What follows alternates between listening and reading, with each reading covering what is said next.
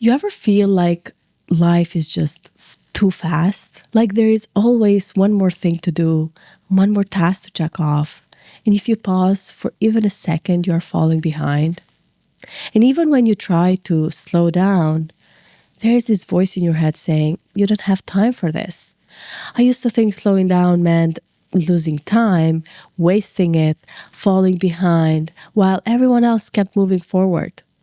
But here's what I'm learning is that sometimes the fastest way forward is to stop.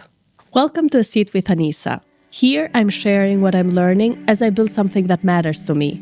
The real parts, the uncomfortable parts, the parts that don't make it to the highlight reel. We have talked about making the leap, staying patient when nothing clicks yet, working with fear instead of against it. Today, I want to talk about something that doesn't get enough credit. Slowing down, and why it's not the opposite of progress. It's actually part of it. There are days when I'm juggling everything: client projects, sourcing furniture, marketing, logistics for 116 Studio, emails, calls, Instagram posts I haven't made yet. And I feel like if I pause for even a second, something is going to fall through the cracks. So I just keep going, fast, reactive, shaking things off. And honestly, it feels like progress. Like I'm getting things done, moving forward. But what actually happens when I try to keep going at full speed? I feel exhausted, distracted. My decisions aren't sharp. My brain is overworked. And my creativity? It's basically frozen. Sometimes moving fast feels like progress, but it can actually hide the fact that your mind needs a pause. So one afternoon, I did something I almost never do. I left everything, midday, work still waiting, emails unanswered, and I went to the park. Not for a workout, not with a plan, just to walk. I didn't bring my phone. I didn't try to figure anything out in my head. I just walked. And at first, I felt guilty. Like I was wasting my time. Like I should be working. And then something shifted. I noticed things. The way the light was hitting the trees. How quiet it was, even with cars in the distance. The sound of leaves under my shoes. And my mind, it just started untangling itself. Ideas I've been stuck on, they started flowing. Problems I've been forcing, they started making sense. Not because I was trying to solve them, but because I'd given my brain space to breathe. And when I got back to my desk an hour later, everything felt lighter. My energy was better, my thinking was clearer, and I solved in 20 minutes what I had been stuck on for days. There is actually research on this. Psychologists call it the incubation effect. When you step away from a problem, your brain doesn't stop working. It keeps processing in the background, sorting, filtering, reorganizing. And when you come back, you are not just rested, you are seeing differently. Your brain has had time to connect things you couldn't see before, to notice patterns, to shift perspective. That's not wasted time.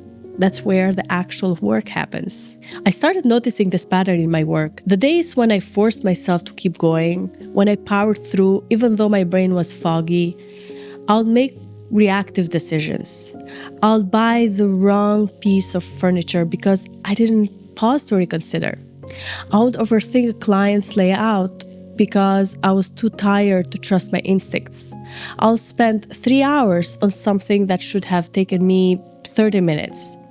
But when I gave myself space, even just a short walk, a 10-minute pause, a moment to sit quietly, my decisions were sharper. I wasn't reacting anymore, I was choosing.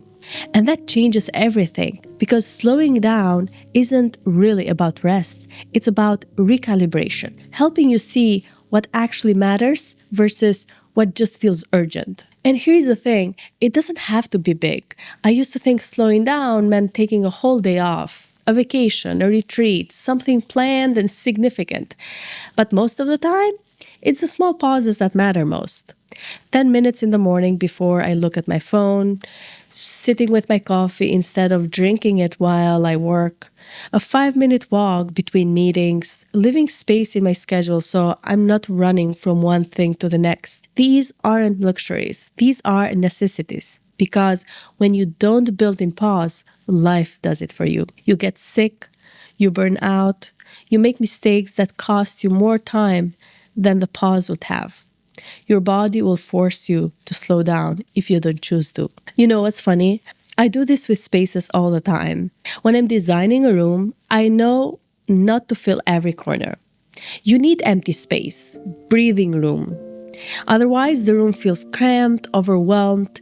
The empty space is what makes the furniture visible. And I have started thinking about life the same way. If every hour of your day is filled, every minute accounted for, every gap scheduled, there is no room to notice anything, no room to think, to feel, to process.